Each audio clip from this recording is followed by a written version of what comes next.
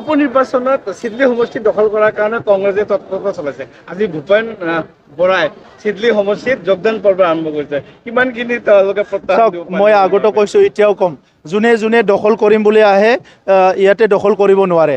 যোনে সেৱা কৰিব আহে এইটো সেৱা কৰিব পাৰিব, কিন্তু যোনে যোনে দখল কৰিব আহে, দখল কৰাটোতো 1947 চনতে শেষ হৈ গ'ল। দখলদাৰীৰ পৰা ভাৰত স্বাধীন হৈ গ'ল, এতিয়া আৰু দখল নাই, এতিয়া সেৱা কৰিব লাগিব। প্ৰধানমন্ত্ৰী নৰেন্দ্ৰ মোদী ডাঙৰীয়াই কৈছে যে মই সেৱক হয়, তো আজি আমিও ইয়াতে সেৱা কৰি আছোঁ। গতিকে বিটিআৰ অঞ্চলত যোনে ভাবিব মই দখল কৰিম, ই দখল কৰিব নোৱাৰিব। আপুনি দখল কৰাৰ তলত যাব বিচাৰে নেকি? কোনোতো দখলৰ তলত যাব নিবিচাৰে। কোনে দখলত যাব বিচাৰিব? কোনোবা দখল কৰিবলৈ গ'লে তাক ভোট নিদিব ৰাইজে। যদি কৈ ই আহি নহয় মই বিটিআৰ সেৱা কৰিব আহিছোঁ, ৰাইজে তাক মৰম কৰিব। ভূপেন বৰাৰ স্থিতিটো কি ক'ব? চাওক, ভূপেন বৰা ডাঙৰীয়াই নতুনকৈ আহিছে, ইয়াত চাব তেখেতে ফিল্ডবিলাক কি হৈছে কি হোৱা নাই, তাৰপিছত সিদ্ধান্ত ল'ব।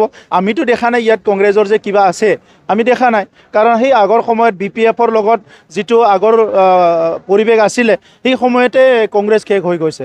তো আজি নতুনকৈ ভূপেন বৰা ডাঙৰীয়াই যদি নতুন আলহী বনাবলৈ আহিছে ইয়াতে, তেখেতে কি কৰে চাই ল'ম আমি।